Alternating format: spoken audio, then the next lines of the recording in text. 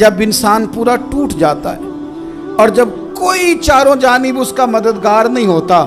تو رب تو ہوتا ہے نا، اللہ تو اس کا مددگار ہوتا ہے نا، وہ تو پھر اپنے اس بندے کی مدد کرتا ہے نا، پھر وہ تو توانائی دیتا ہے نا، وہ تنہا نہیں چھوڑتا، وہ تو آنسوؤں والوں کے آنسوؤں پہ بڑا کرم فرماتا ہے، وہ تو قسم پرسی میں آ جاتا ہے، اس کی رحمت بڑھ کے استقبال کر لیتی۔ اور زندگی میں کبھی کوئی ایسا وقت آئے کہ آپ محسوس کریں کہ تنہا رہ گئے ہیں اور کئی اپنے بھی مخالفین کی جماعت میں نظر آنے لگے ہیں، تو اس وقت پھر دل، روح،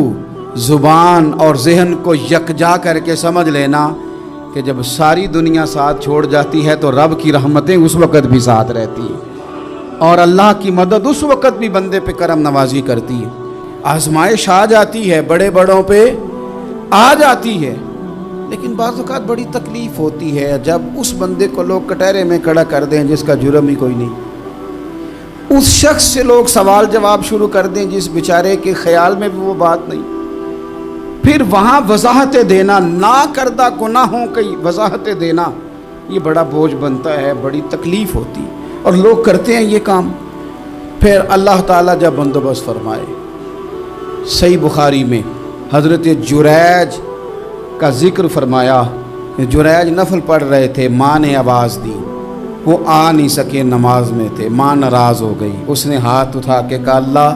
یہ اتنی دیر تک مرے نہ جب تک کسی بری عورت کا منہ نہ دیکھ لے۔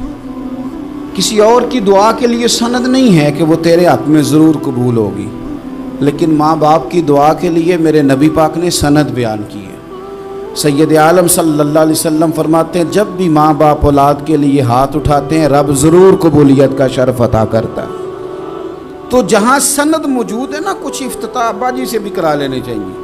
کچھ کام شروع کرنے سے پہلے صرف اماں سے ہی دعا کرا لینی چاہیے، یہ والا افتتاح بھی بڑے کام کا ہے کیونکہ یہاں سند بیان کر دیا میرے نبی کریم۔ تو جناب جریج کی ماں ناراض ہو گئی، کہنے لگی اللہ اس نے میری بات نہیں سنی، اب تھے تو وہ نیک، لیکن رب کریم کی حکمت کا تقاضا ہے، ماں کی دعا کو بھی قبول کرنا تھا، اللہ نے آزمائش میں مبتلا کر دیا۔ والدہ تو چلی گئیں، وہ ایک خیمے میں، ایک کٹیا میں، ایک جھونپڑی میں عبادت کرتے تھے، اللہ کو یاد کرتے تھے، رب رب کرتے تھے، اور لوگ ان کی بڑی تعریف بھی کرتے تھے، لوگ ان کے ارادت مند بھی تھے، عقیدت مند بھی تھے، اہل محبت بھی تھے۔ ایک عورت آ گئی، بس وہ اللہ کی حکمت پوری ہونی تھی، اس نے آ کے پہلے تو انہیں اپنی طرف مائل کرنا چاہا، جب نہ مائل ہوئے تو الزام لگا دیا۔ یہ ہمارے دور کا تقاضا ہے، لوگ پہلے آپ کو اپنے حق میں قائل کرتے ہیں، اپنی فرما برداری میں لانا چاہتے ہیں، اگر آپ نہیں آتے تو پھر وہ آپ کو مجرم قرار دے دیتے ہیں، یا میرے ساتھ چل ورنہ پھر میں تیرے خلاف پراپوگنڈا کروں گا۔ دو ہی باتیں، پہلے اس نے قائل کیا، جب جناب جنید قائل نہ ہوئے تو اس نے قریب ایک چرواہا تھا، اس چرواہے کے ساتھ جا کے منہ کالا کیا، مقررہ وقت پہ بچہ پیدا ہو گیا، لوگوں نے کہا کس کا ہے، کہنے لگی اس خانقاہ میں، اس حجرے میں عبادت کرنے والے کا ہے۔ اگر کسی دیندار پر ذرا سا بھی الزام لگ جائے تو آپ یقین کریں کہ بڑے بڑے خوفناک لوگ بھی نیک ہو جاتے ہیں، جن کا اپنا سارا ماضی کالا سیاہ ہو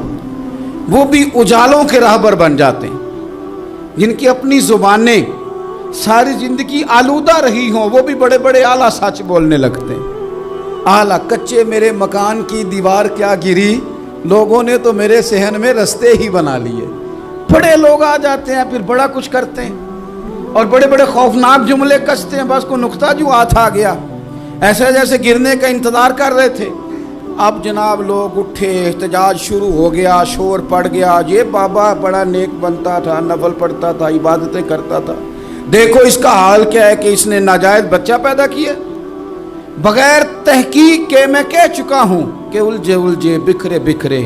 روز و شب دیکھے گا کون، لوگ تیرا جرم دیکھیں گے، سبب دیکھے گا کون، لوگ تیرا جرم دیکھیں گے، سبب کوئی غور نہیں کرتا کہ وجہ کیا تھی۔ او بھائی کچھ تو مجبوریاں رہی ہوں گی،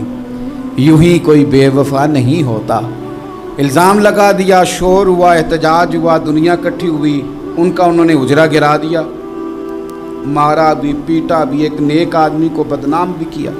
برا بھلا بھی کہا، گالیاں بھی دیں، جو کر سکتے تھے کیا۔ اب جب سزا دینے لگے نا تو جناب جریج کہنے لگے تھوڑی سی اجازت دیتے ہو، مار تو تم نے دینا ہی ہے۔ کہا جناب ٹھیک ہے دیتے ہیں۔ انہوں نے کہا صرف 2 نفل پڑھنے ہیں۔ اب وہ نفل پڑھ رہے تھے تو لوگ اس وقت بھی کہہ رہے تھے فراڈ ہی کر رہا ہے، دھوکہ ہی دے رہا ہے،